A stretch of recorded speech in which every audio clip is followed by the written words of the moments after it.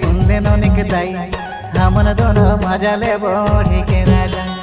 जाड़ के महीना आगे सुनले बाबू दाई हमन दोनों मजा ले बढ़ी के राजा ओढ़ी के राजाई जी ओढ़ी के राजाई ओढ़ी के राजाई जी ओढ़ी के राजाई जाड़ के महीना आगे सुनले मोर बाओ हमन दोनों मजा ले बोको हतो बाबू दाओ जाड़ के महीना आगे सुनले मोर बाओ हमन दोनों मजा ले बोको हतो बाबू दाओ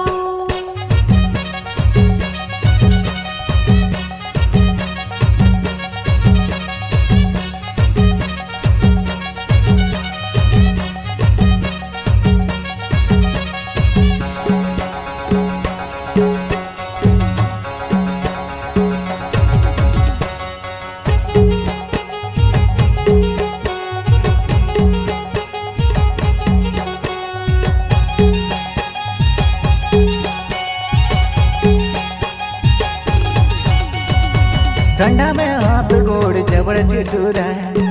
आखी सुलगावा हालो हाथ गोड़ से का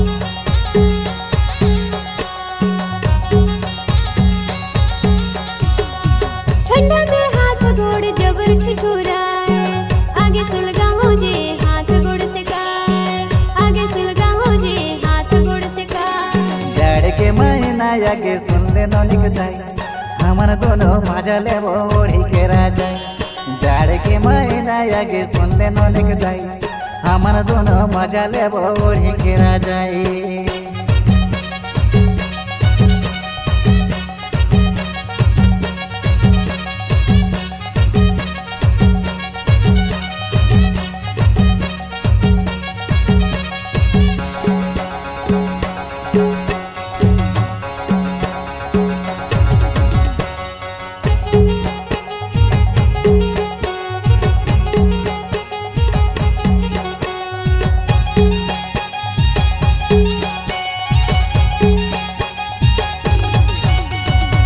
जाड़ में खड़ा हुए मोर रुआ रुआ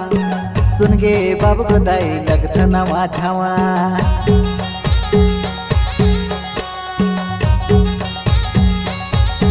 चुप रे बाबू को दाओ कैसे गोठिया था लाजू नहीं लगे का या बड़ लजुआ था लाजू नहीं लगे का या बड़ लजुआ था जाड़ के महीना आगे सुन ले ननिक दाई हमन दोनों मजा ले ओढ़ी के राजा जाड़ के महीना आगे सुन ले ननिक दाई हमन दोनों मजा ले ओढ़ी के राजा ओढ़ी के राजा जी ओढ़ी के राजा ओढ़ी के राजा जी ओढ़ी के राजा जाड़ के महीना आगे सुन ले मोर बाओ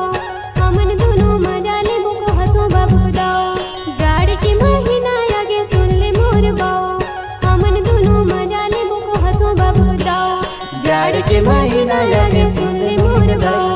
हमन दोनों मजा ले ओढ़ी के राजा जाड़ के महीना आगे सुन ले बाबू दाई हमन दोनों मजा ले ओढ़ी के राजा जाड़ के महीना आगे सुन ले ननिक दाई हमन दोनों मजा ले ओढ़ी के राजा।